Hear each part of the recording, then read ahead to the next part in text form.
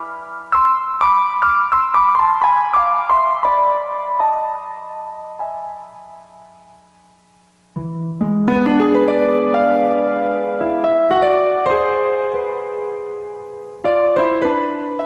buenas tardes, estimados televidentes.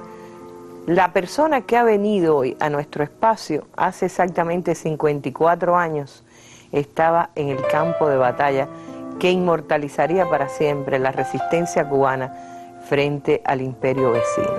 No voy a decirles quién es todavía, aunque muchos ya conocen su nombre. Hemos anunciado que estaría hoy en persona, pero les adelanto algo de lo que ha justificado que lo tengamos en este día invitado en persona. Existen hombres que marcan la historia de su país.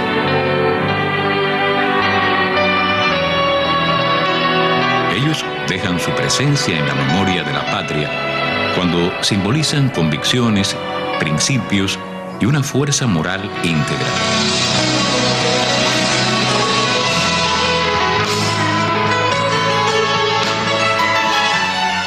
José Ramón Fernández Álvarez es uno de esos hombres, personalidad de extraordinaria importancia para la historia de nuestro país. Es popularmente conocido como el Gallego Fernández por la procedencia de sus padres españoles, pero es un santiaguero de pura estirpe, nacido un 4 de noviembre de 1923. La familia se ocupó de brindar a su hijo una correcta educación, basada en el orden, la disciplina, la honradez y los valores morales, lo cual lo llevó a emprender la carrera militar por convicción.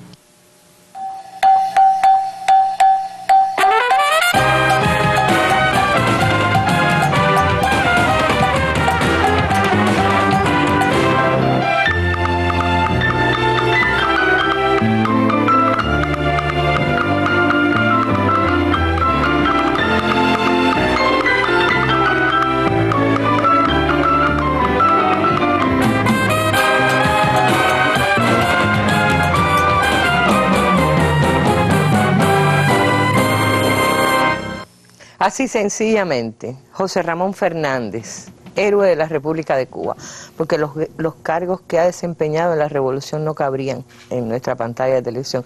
Bienvenido, Fernández. Gracias. Gracias por acompañarnos. ¿Y qué tal si empezamos a lo mejor con la pregunta menos importante, menos trascendente, pero que le ha ganado a usted un nombre en el pueblo, el Gallego Fernández? Recuerdo a Luis Báez aclarando siempre, después que lo entrevistó, que no era exactamente gallego, ni siquiera sus padres eran gallegos. Vamos a recordar antes de empezar, tenemos muchos materiales hoy, ojalá nos dé tiempo de mostrar a través de usted de qué sustancia está hecho un héroe, pero yo quiero que empecemos por la casa, por la familia, por los padres, que no son gallegos exactamente. Españoles los dos, asturianos, orgullosos de ser asturianos. Dicen que allí, en Covadonga, comenzó la reconquista de España a los moros que le ocuparon 700 años. Estaban orgullosos de eso y creo que eso ha sido un factor importante por sus convicciones y por su proceder en general. Yo diría que estoy orgulloso de mis padres. Siento que su educación ha sido un factor importante para mí. Y el propio comandante en jefe ha aclarado algunas veces que aunque le dicen gallego, es asturiano. Creo que sobra decirlo y yo también siento orgullo porque tener una patria y defenderla es motivo de satisfacción y de dignidad para los hombres. En el material que agradecemos a la Escuela Militar Máximo Gómez, Orden Antonio Maceo, este material que fue hecho a propósito de los 90 de José Ramón Fernández cuando se le concedió el honoris causa en ciencias militares, ahí también se dice que es santiaguero y que además en Hongolosongo, es en las estribaciones de la Sierra Maestra, allí tenía la finca su padre. Sí. No nací allí, nací en Santiago de Cuba pero estuve allí hasta los 12 años más o menos, que fui para la escuela secundaria. Creo que el factor de ellos y de la escuela, el medio que estuve después en La Salle, con sacerdotes o con hermanos españoles en su mayoría, y como regla, los españoles originarios de España han sido siempre muy dados a unirse y vivir relacionados todos unos con otros. Eso me dio el acento y me dio también la posibilidad de crearme en un ambiente sano y yo diría que muy humano y muy celoso de la justicia y de la bondad. Pero también con una disciplina y con, es decir, una de las cosas que se advierte en todo lo que uno sigue de José Ramón Fernández es una inclinación a la disciplina que quizás también lo orientó a la carrera militar, porque es usted un militar de academia, lo que se llama exactamente un militar de academia de dos épocas de la Revolución, lo cual es bien interesante. Lo cual a mí no me gusta mucho decirlo, porque no creo que el mérito sea ser militar de academia. Es ser militar digno, defensor de su pueblo, ser militar que sabe desempeñarse en las acciones y actividades que le corresponden como tal y no otra cosa.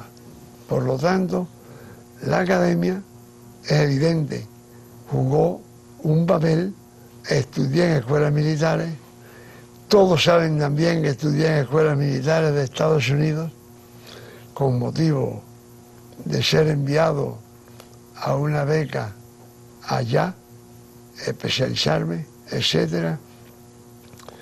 Todo eso, lo quiero señalar, no hizo más mella que despertar mi conocimiento de la vida y de convencerme de que ser ordenado, disciplinado y sentirse patriota y defensor de lo de uno, es lo más digno que podemos tener. Me gusta eso, seguiremos, yo creo que podemos mostrar algunas cosas y vamos a seguir dialogando sobre el tema, porque hablando de las características de José Ramón Fernández, pero hay una pregunta que me dejó por el camino, lo de Gallego, ¿es un apodo que le viene de antes, desde la familia, desde los orígenes, o es ya en el proceso revolucionario que le llaman el Gallego? No, en periodo más o menos adulto, ese antenombre, si ustedes quieren, ese gentilicio. Sí, es mejor. Gallego, es mejor la palabra, precisamente ha sido en la edad mayor. Ha sido debido a la pronunciación y yo diría que a la familia. En el lugar donde yo vivía, en el Ongolosongo, que usted mencionó, los únicos españoles éramos nosotros, o eran mis padres y yo. Visitaban el lugar como regla españoles, vecinos o no, y ese nombre me ha sido dado con la posterioridad. No lanzo ningún anatema contra él, pero no es el que me corresponde. De todas maneras, donde quiera que uno va, a usted no le ha pasado, yo por lo menos cuando iba incluso a la oficina de Fernández, que nos reuníamos para encontrarnos luego aquí, pues alguien me decía, yo decía, para ir a la oficina de José Ramón Fernández, y siempre me contestaban el gallego. Vamos a la calle a ver qué piensa y qué pregunta la gente. De paso aprovecho para recordarle a toda la teleaudiencia que puede llamar. Están abiertos nuestros teléfonos, usted puede dar también su opinión o su pregunta a José Ramón Fernández, que está hoy en persona en la mesa redonda, al 831-2484. Llame ahora mismo y deje grabada su opinión, que la vamos a escuchar seguramente aquí. Ahora nos vamos a la calle.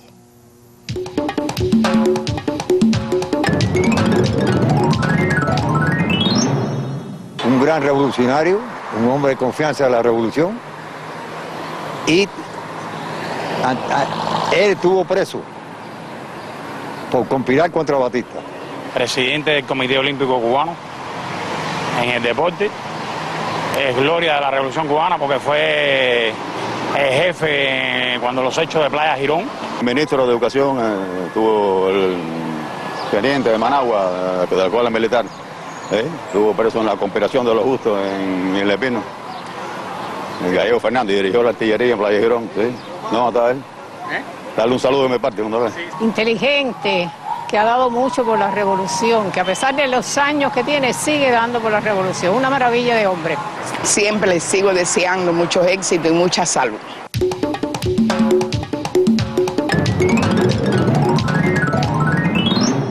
Qué bonito, ¿no? Le aseguro que no llamamos a nadie por anticipado y que fue totalmente espontáneo el testimonio en la calle.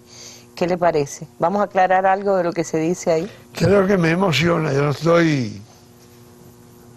Vaya, me ponen no bien los demasiados elogios. Lo siento, como pienso que la gente lo siente cuando lo dice, eso realmente me emociona profundamente. Pero vamos a recordar, alguien dijo que usted estuvo preso, que conspiró contra el gobierno de Batista, siendo militar de academia en aquel momento. Una de las cosas que está enseñando en la academia militar en la época republicana, y usted forma parte de una conspiración. En el año 1956 decía un televidente, la persona entrevistada, la conspiración de los justos. Y está bien el nombre, porque el pueblo fue que le puso el otro nombre, que era los puros. Pero no es muy diferente los puros que los justos, ¿verdad? Bueno, los puros, nosotros nos enteramos de los puros cuando salió en la revista Bohemia. No lo sabíamos. Yo diría que la mayor parte de la oficialidad joven del ejército, eran unas 500 plazas, antes de que el golpe militar de Batista distorsionara el ejército y comprara mediante nombramientos, grados, prebendas, etcétera, posiciones. Fue realmente una frustración para los jóvenes oficiales. Fue una frustración porque era volver atrás, era volver a 20 años anteriores, era volver y sobrepasar el ladrocinio y sobre todo el abuso, los crímenes, la corrupción en todos los órdenes. Eso desanimó y causó mella en una buena parte de la oficialidad joven del ejército. Por eso no era difícil aglutinar gente en un movimiento, con muchos temores, porque se temía por la vida de cada uno. Pero sí creo que en una forma fuerte afectó a la oficialidad. Batista, en el primer libro que hizo, después de huir de la patria, no es otro el nombre que merece, digo, si es que la sentía como patria, Batista en su primera página de ese primer libro habla del movimiento de nosotros y lo refiere como una quiebra dentro del ejército, y habla incluso de Managua, donde estábamos nosotros. Yo creo que realmente la oficialidad joven no era batistiana, nunca lo fue. Y usted personalmente mucho Personalmente. Usted forma parte de ese grupo de la oficialidad que se revela y que se conoce, como usted decía, quiero recordar a nuestra teleaudiencia, y sobre todo para que los jóvenes puedan buscar en la historia, la revista Bohemias, que le da el título de la conspiración de los puros. No obstante, ustedes pretendían un golpe militar, echar abajo al batistato y borrar lo que había hecho contra el ejército, porque quien actúa contra el ejército, usted me decía, no era los que se levantaban contra el ejército, sino los que dieron el golpe de Estado. Sí, señor. Y por eso fui a presidio. Creo que la deuda que pudiera tener con haber permitido permanecer en aquel ejército, más allá del golpe militar, más allá del nefasto 10 de marzo, creo que la justifico con mi actitud posterior y con mi posición inclaudicable. Estuve en presidio. ¿Qué presidio? Presidio Modelo. Estuve 3 años preso. La celda a donde estuve originalmente no tenía llave, era atornillada. Desnudo y descalzo más de un mes, introduciendo los alimentos por una ranura, parecido a Ben-Hur, los que hemos leído las obras. Fue la posición que tuve. Eso motivó que se denunciara al director del penal, que era Manuel Ugalde Carrillo, de triste recordación como jefe del SIN posteriormente y como jefe en la Sierra Maestra posteriormente. Y que se nombrara un tribunal, un magistrado del Supremo para encausarlo.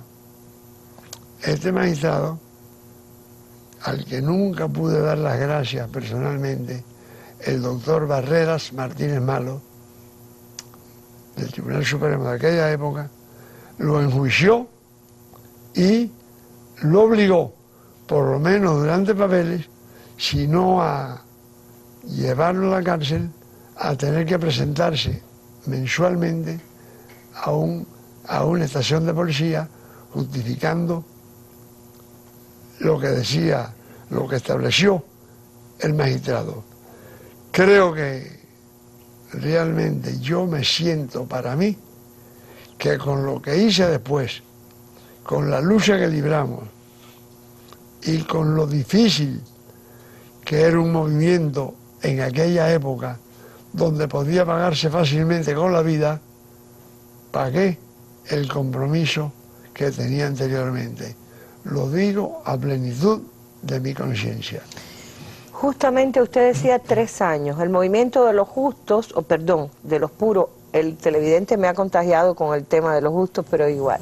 El movimiento de los puros o la sublevación de los puros, de aquellos oficiales jóvenes que estaban en contra del batistato, se produce el 4 de abril del año 1956, cuando Fernández habla de 3 años en presidio, en el presidio Modelo, en la entonces Isla de Pino, con todas aquellas bárbaras condiciones. Me refiero a tenerlo en una celda atornillada que no tenía llave, a tenerlo desnudo durante un mes y en las condiciones que lo tuvieron. Es decir, la libertad le llega porque triunfa la revolución, la libertad no le llega a Fernández porque le adelanten, se la adelanten. Ahora, ahí hay un proceso. Con usted, o al mismo tiempo que usted, en el presidio Modelo, hay revolucionarios como Armando Hart. Y allí, según yo vi en ese material que decía que estamos utilizando algunos fragmentos que preparó la Escuela Militar Máximo Gómez, se habla de su encuentro o de su relación con el marxismo, de su entrada en contacto con ideas revolucionarias. Hasta entonces era un movimiento solamente contra el golpe de Estado, contra los que habían acabado con la Constitución, pero el revolucionario José Ramón Fernández todavía no había nacido. ¿Nacería en prisión o nacería el 1 de enero del 59? Yo digo que en prisión adquirí conocimientos, aprendí. Allí había miembros del Partido Comunista. Me hice amigo de algunos de esos miembros y les pedí conocer lo elemental del comunismo, de Carlos Marx, de Federico Engels. Recibí bastante información y percibí lo justo y lo humano de esas ideas. El día 24 de diciembre, por un pequeño radio clandestino que teníamos en presidio, ya en otras condiciones, de la circular número 4, ya con 600 presos políticos en esa circular, supimos que El 24 de diciembre del 58. Del 58. Supimos que Rodas, en Cienfuegos, la parte norte de Cienfuegos, había tomado el ejército rebelde puestos militares. Especulamos bastante, llegó el día 1 de enero, supimos por ese reyesito clandestino que el general Candillo estaba convocando a una reunión en Ciudad Libertad. Candillo no era jefe de Estado Mayor ni de Estado Mayor conjunto, era jefe de operaciones en Oriente. La única razón para que estuviera convocando una reunión de prensa a la prensa en Ciudad Libertad era que Batista había huido del país, había abandonado el país. Discutimos, luchamos, no nos quisieron abrir el penal que era jefe por temor, le pedimos que consultara en La Habana, vino y habló con Candillo. Candillo, que traicionando el compromiso de él con Fidel pocos días anteriores, nos mandó a decir que estuviéramos tranquilos, que nos iban a indultar, cuando el que había que indultarlo era él, no nosotros. Es lo real como lo pensamos. En definitiva, Armando Jar, ante la posibilidad que se dio de que dos oficiales se trasladaron allá mandados por Candillo para sacar a los presos militares, ahí hubo una gran discusión, un gran diferendo. Yo no estaba de acuerdo, tampoco Borbonés estaba de acuerdo. Armando Jar vino a verme a mi celda, me preguntó si estaba de acuerdo en quedarme en la Isla de la Juventud como jefe militar con él a nombre del 26 de julio. Me comprometí, dice Jar, y es verdad, que ese día, sin saberlo, ingresé al 26 de julio. Me trasladé a La Habana, aquí cuando se hizo posible, al día siguiente, aquí en La Habana, la situación era muy confusa. Barquín, que había venido el día anterior en el grupo que salió, que era el jefe de nuestro grupo del movimiento, estaba tomando decisiones no apropiadas, designando jefes para los distintos mandos, cuando ya el ejército rebelde estaba tomando posesión de todos esos mandos, y acordarse que no era el 4 de abril cuando conspiramos, sino el 1 de enero cuando triunfó el ejército rebelde sobre la tiranía batistiana. Cuando vi a Barquín, me ofreció que me quedara, que fuera director de las academias militares. La academia militar no eran las academias, era la unificación de todas las escuelas. El nombre era diferente a como se está aplicando o se aplica actualmente. Le dije que no, porque no estaba de acuerdo y me marchaba para mi casa. Al llegar a la plazoleta que está delante del Estado Mayor, ahí estaban dos amigos conocidos. Esto es en Colombia. En Colombia, dos amigos conocidos. Vera, que había salido de la cárcel pocos días anteriores, y Paneque. Me asombré de verlos allí, manejaban la policía y el orden público en La Habana, y les pregunté, me dijo que tenía un carro que estaba allí con varias personas, que se iba a formar un tiroteo de seguro y que había que detener a Candillo. Yo les dije, no, lo menos que necesita la revolución es un tiroteo y una cosa de este tipo ahora. Yo voy a ir a detenerlo. Es verdad que yo estaba vestido todavía como un facineroso, las mangas remangadas, porque me prestaron una camisa el aviador en la isla, una granada colgada por acá, barbudo, sin sombrero, pantalón de preso. Me dirigí a la casa de Cantillo. Cuando entré, me encontré con dos oficiales conocidos al entrar en la casa. Un teniente coronel y un capitán. Me preguntaron si íbamos a entregar al ejército, con lo cual me sentí altamente ofendido, porque los que entregaron al ejército al servicio de la tiranía fueron ellos que lo sirvieron hasta el final, hasta que derrotados por el movimiento revolucionario del 26 de julio con Fidel Castro a la cabeza, se marchó del país, o tuvo que entregar.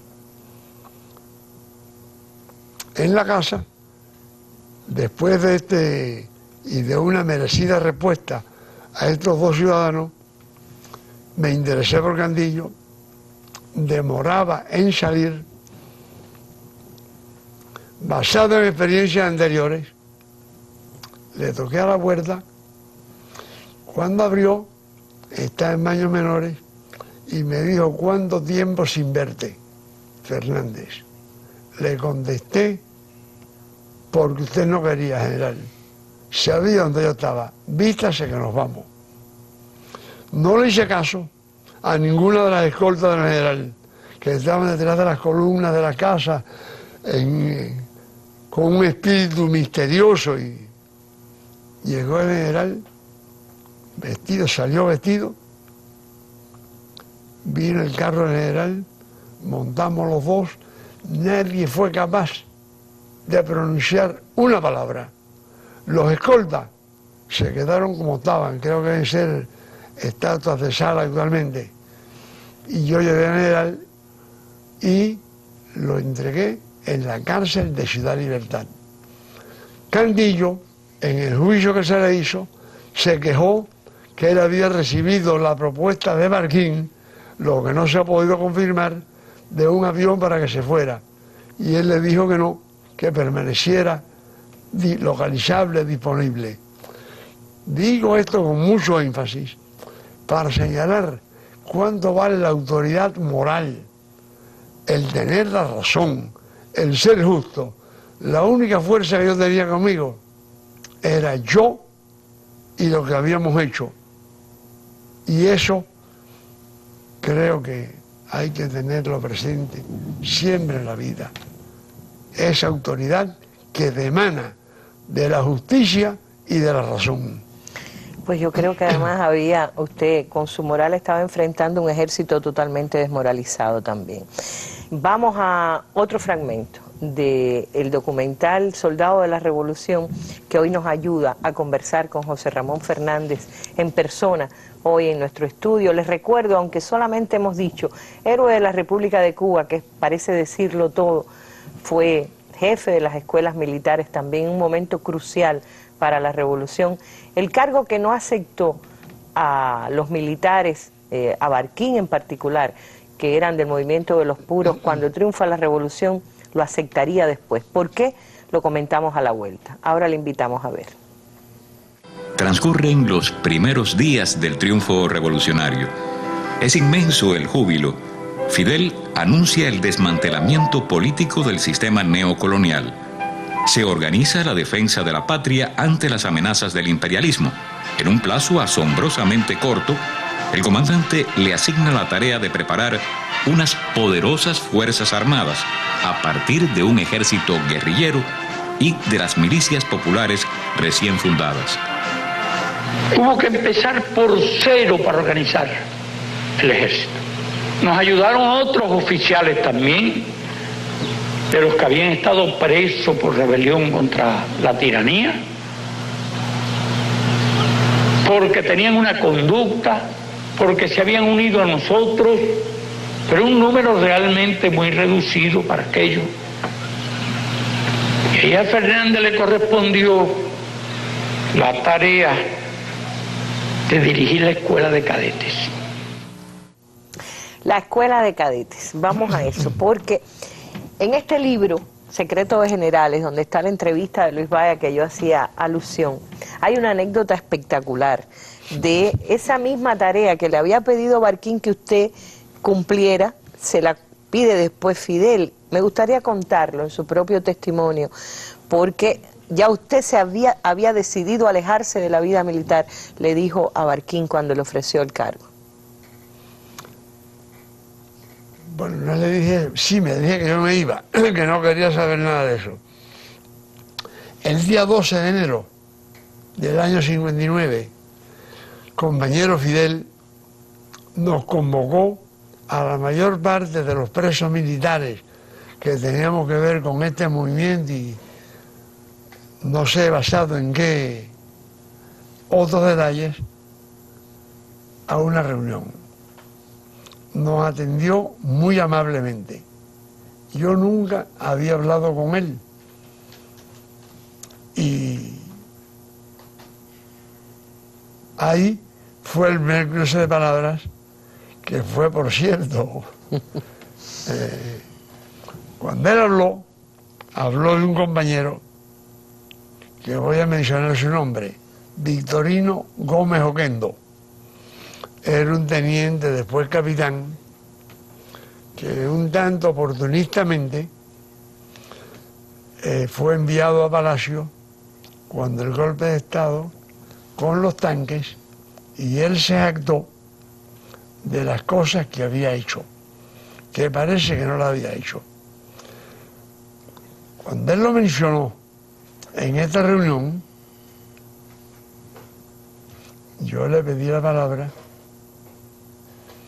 y Fidel se quedó mirándome y me dijo: se bañó en el Jordán de la Revolución. Bueno, después que hice explicaciones amplias de la función del nuevo ejército, del pueblo, de su vinculación, de que el principal ejército realmente era el pueblo mismo, diría yo, esto lo digo yo, fue designando cargos para todos los compañeros. A todos los designó asesores. Nadie tenía mando. Y a mí me dijo director de la escuela de cadetes. Él me conocía a través del movimiento 26 de julio.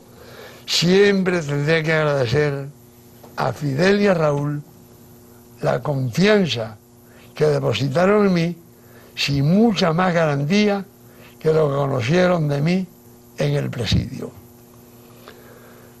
Cuando se terminó la reunión, nos despedíamos, le dije: comandante, deseo hablar con usted. Me sacó por un localcito al lado, que es lo que está descrito en el libro de generales, con mucha claridad, y le dije: mire, no tengo nada contra el ejército. Ya yo estoy trabajando. Conseguir trabajo en aquella época era una hazaña. Era mucha la miseria que había en el país. Le dije eso y le dije que allá estaba trabajando. Me preguntó en qué. Le dije: soy administrador del Central Narcisa, hoy Obdulio Morales, allá en Yaguajay. ¿Cuánto te pagan? Digo: alrededor de unos 1.000 pesos, con todos los gastos, con todo lo demás. En esa época, un administrador del Central era, en el orden económico honrado, mucho más que un ministro. Lo recibía todo. Es verdad que tenían una eficiencia tremenda. Era un administrador. Él se quedó mirándome y me dijo: tú tienes razón. Se puso al lado mío. Tú te vas para tu Central y yo voy a escribir un libro sobre la Sierra Maestra y la revolución que se vaya para el carajo. Textualmente, debo mencionarlo, por la fuerza que tiene la palabra en un momento como ese. Debo decir que no titubeé. Ese día asumí la dirección de la escuela de cadetes, en horas de la tarde, vestido tal como estaba.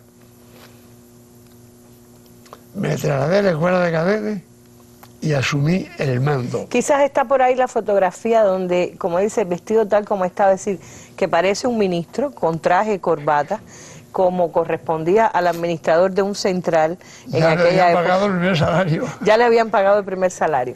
Ahí está. Así asume la dirección de la escuela de cadetes. Tenía la responsabilidad de formar 55 oficiales, así, ¿no? Pero después... Bueno, eran unos cuantos más, se graduaron en 55. Ajá. Que se graduaron en octubre del otro año. Pero después viene una tarea inminente. Solo Fidel podía prever que iban a necesitar un ejército popular. Este profesor de academias militares, que sí está dispuesto, cuando se lo pide Fidel, a formar al ejército nuevo, tiene entonces la misión de formar milicianos. Y viene Girón. Sí, la primera misión viene de formar un grupo de oficiales de milicias. Eran unos 700 y pico en ese primer curso, que se graduó y Fidel fue utilizándolos a medida que iban acercándose a la fecha de graduación. Me dijo, clasifícalos en 3 grupos, A, B y C, de acuerdo con sus aptitudes y posibilidades. Mándame 10 del A, manda 5 del B, 5 del C, pero ya ahí estábamos formando toda la fuerza calificada que debía formar al pueblo organizado, que era el defensor principal de las conquistas de la revolución. Ese pueblo que tuvo salud, educación, cultura, deporte, que tuvo muchos derechos. No olvidaba lo que la revolución, lo que Fidel con su movimiento, con su lucha y con su trabajo había esforzadamente conseguido para Cuba. No lo olvidaba y nosotros teníamos que ser en esto también consecuentes. Quiero decir que el primer curso se graduó completo. El segundo curso era más numeroso. Fue el que, como batallón, enfrentó inicialmente a los mercenarios por ser aquella la unidad más cercana a la zona de desembarco del enemigo.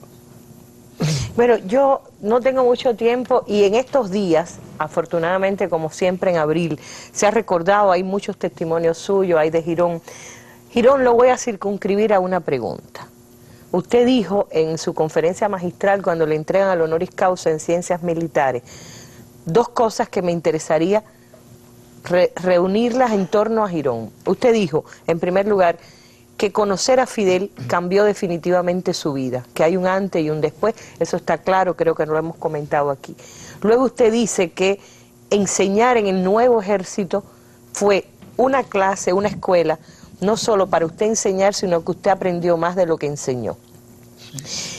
Al cabo de tantos años, 54 años, me gustaría, porque también le he oído decir que el desafío más grande que ha tenido en su vida fue el combate de Playa Girón. En torno a esas preguntas que le hago, quizás me pueda responder. Sí, realmente para mí en la vida hubo un antes y un después de conocer a Fidel.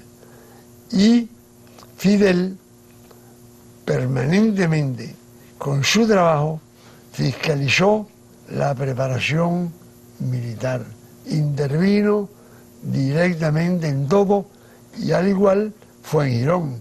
Él fue el jefe magistral, el jefe elocuente, el jefe previsor, viendo muchas veces desde la distancia lo que no veíamos nosotros al lado de nosotros.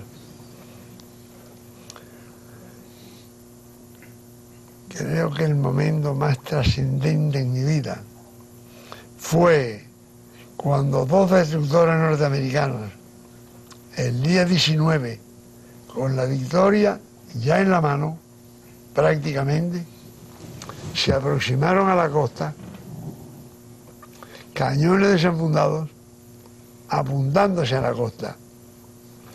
Yo me vi en la obligación de detener la ofensiva y alinear todos los cañones que poseía hacia los barcos.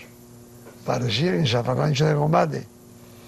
Pensaba que no había ataque aéreo por parte de ellos. Difícil que fueran a tocarnos sin esto. Los jefes de los barcos pensaron aproximadamente igual que yo. Ordené no tirarle a los barcos, tirarle a los botos que se movían del barco hacia tierra. Eso me costó larga discusión y aparecer como alguien que temía tomar esa decisión. No temía. Problemas de prudencia indicaban que no debía hacerlo.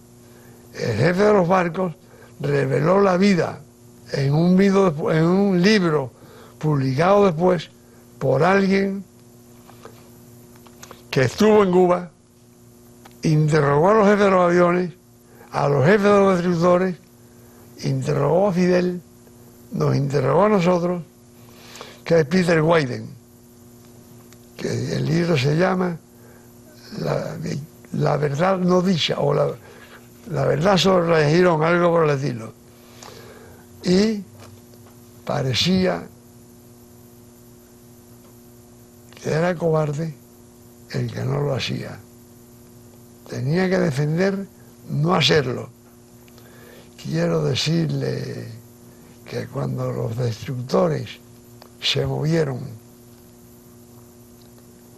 dieron una vuelta y se alejaron de la costa, respiré como nunca en mi vida.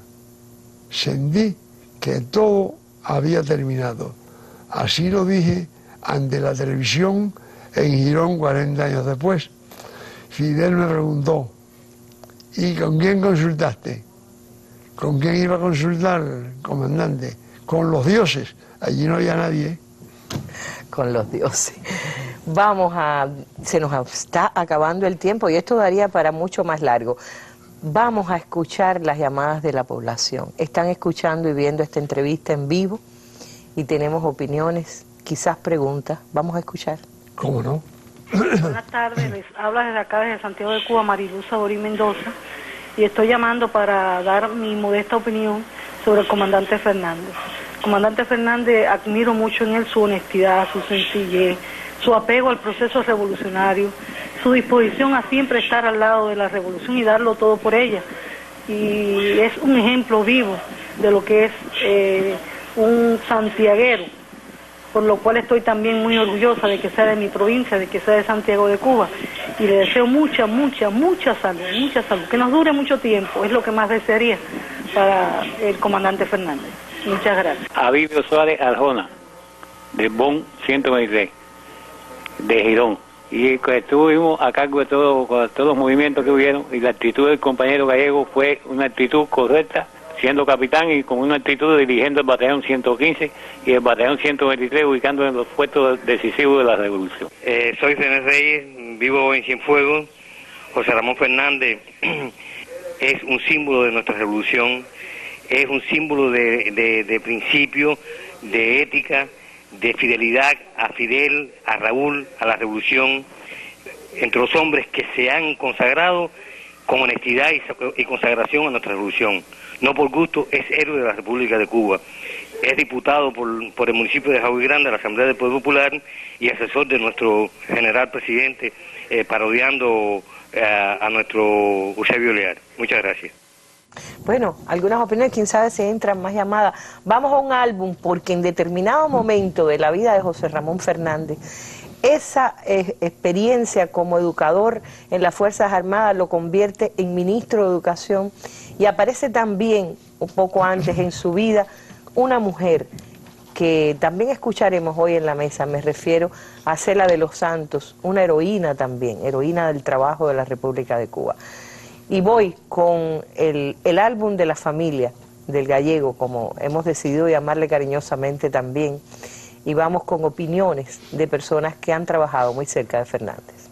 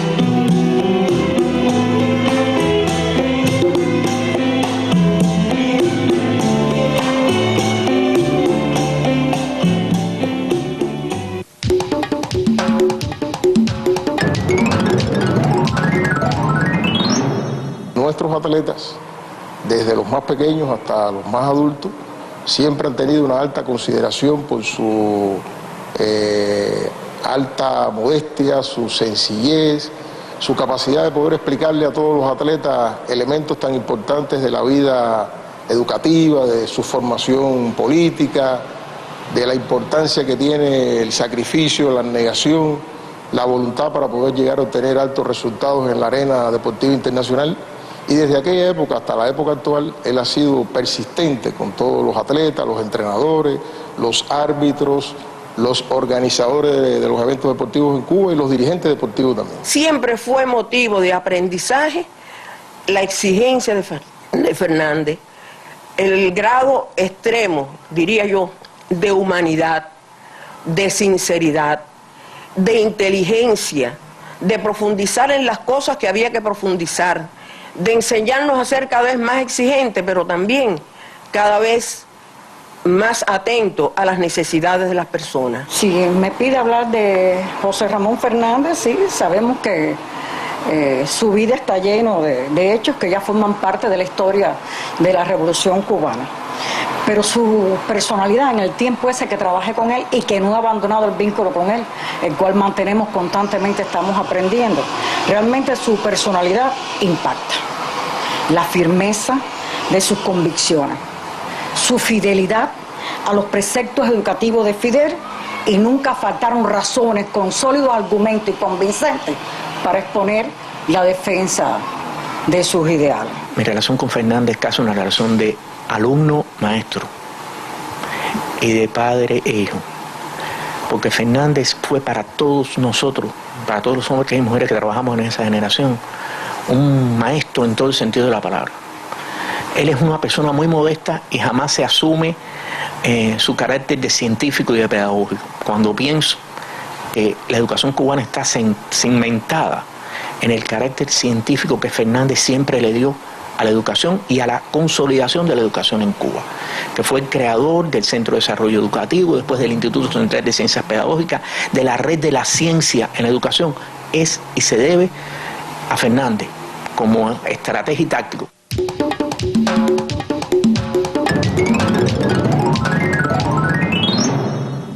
Yo sé que es difícil que podamos... Una vida tan intensa no se puede hacer en una hora, vamos a tener que volver en algún momento, pero ahora quiero preguntarle, en cuanto a la educación, Ya hoy está trabajando. A los 90 años, le preguntaba cuándo se jubila, me dijo nunca.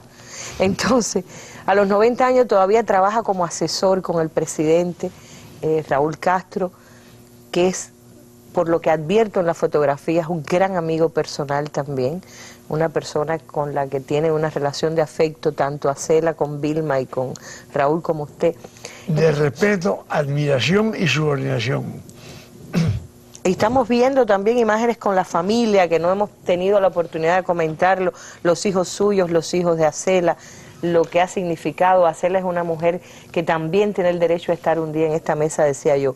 Pero estoy obligada con el tiempo. Hablé brevemente de la educación. Usted además es orden al mérito deportivo, al mérito olímpico. Orden olímpica. Orden olímpica, que lo tienen solamente 8 cubanos. Y yo quisiera que brevemente me dijera de ese paso por la educación y el deporte, ¿qué cosas siente que no pudo o que quisiera? Del deporte guardo momentos agradables y también dificultades, pero el deporte en Cuba también lo hizo Fidel. Se propuso que hubiera un ejército de deportistas capaces de defender las banderas de su patria por problemas de prestigio, de entretenimiento, de salud, de admiración, por ser el deporte una fuente barata de entretener, dar sentido y disciplina, de esfuerzo y de orden a disposición de todos. Yo quiero decirle que la educación siempre está en modificación.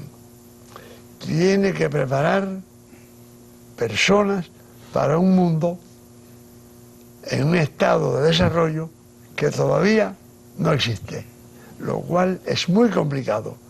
Asumimos el plan de educación como una tarea, basándonos en la preparación de centenares de pedagogos de alta calificación que tiene Cuba.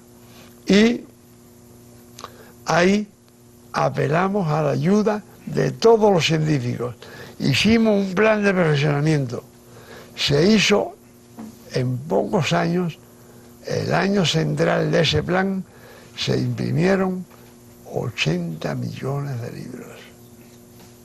Todos los libros todavía están, muchos de ellos en vigor, se hicieron por las personas de mayor connotación científica y espíritu revolucionario, Vicentina Antuña, Mirta Aguirre, todos los hombres de ciencia pusieron su aporte independientemente de cualquier otra consideración para hacer esos libros que fueron un modelo en su época. Por eso la UNESCO reconoce que Cuba ha logrado en educación lo que no ha logrado ningún país de América Latina para los años hasta ahora, hasta el año 2015. Dar educación a todos. El 99 tanto por ciento de los alumnos hasta 12 años en la escuela. Un por ciento elevadísimo, mucho más del 90 y tanto por ciento hasta los 14 años, que es la secundaria. Y ese esfuerzo tiene su valor. Que todo puede mejorar, no hay duda. Se puede hacer mucho mejor siempre. Siempre podemos perfeccionar y mejorar, pero se impusieron en tensión las fuerzas de todos los maestros. Se enalteció el maestro, se superó el maestro, se quedaron escuelas de cuadros dentro de la educación, se crearon instituciones, escuelas para formar maestros. Se trabajó duro bajo la dirección de Fidel, que ha sido el artífice de todo esto, porque él lo autorizó, él lo canalizó, lo aconsejó y siempre lo apoyó. Bueno, alguien que lo acompañó durante todos esos años del Ministerio de Educación, además de ser su compañera en la vida, Acela de los Santos.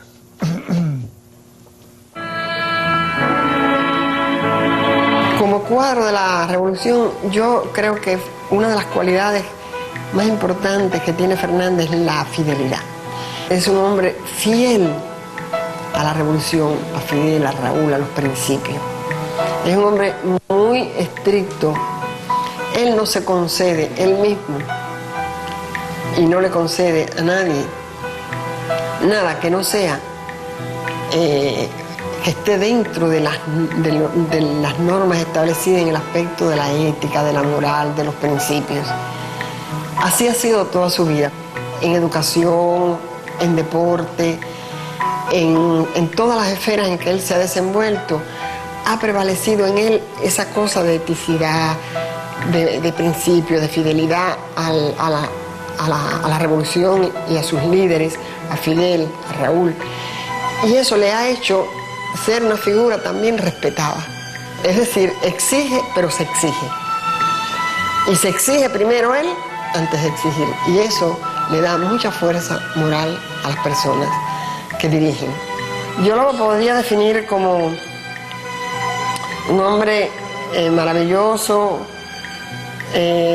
excepcional, y yo te diría que fue un premio que me dio la vida.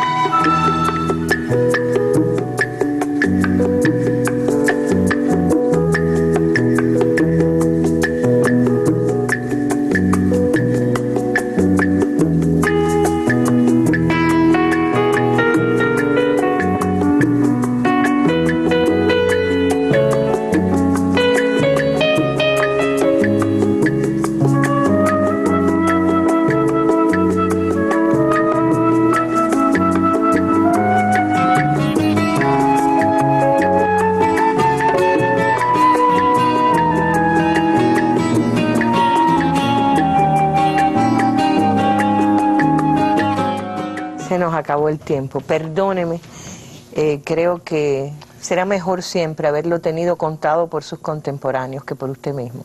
Quizás una palabra para decirnos en qué sintetiza la condición que ha logrado en la patria, de héroe de la República. El mayor compromiso, porque todo siempre puede mejorarse, de lealtad a la revolución, de luchar siempre por defenderla, de luchar siempre porque esa libertad que hemos ganado, esa soberanía, se mantenga, de luchar siempre por el socialismo, luchar siempre por un mundo mejor y por mayor justicia para todos. Si la palabra justicia existiera de verdad, aplicada a todos, en todos lados, habría menos guerra, más paz y más satisfacciones para los seres humanos. Muchísimas gracias por su vida, por su obra, por acompañarnos esta tarde. Gracias a usted por lo amable que ha sido, por la ayuda que nos ha dado y por la libertad que nos ha permitido. Gracias, José Ramón, y a ustedes, estimados televidentes, perdón, a la ministra de Educación, a Hugo Oslé, a todos los que llamaron y quisieron dar su testimonio, ya no hubo tiempo. Solamente queríamos que supieran, sobre todo las jóvenes generaciones, ojalá que muchos lo hayan visto, de qué madera está hecho un héroe de la República de Cuba. En este caso, el general de división retirado, héroe de la República de Cuba, José Ramón Fernández Álvarez. Muy buenas tardes, hasta el nuevo encuentro en la Mesa Redonda.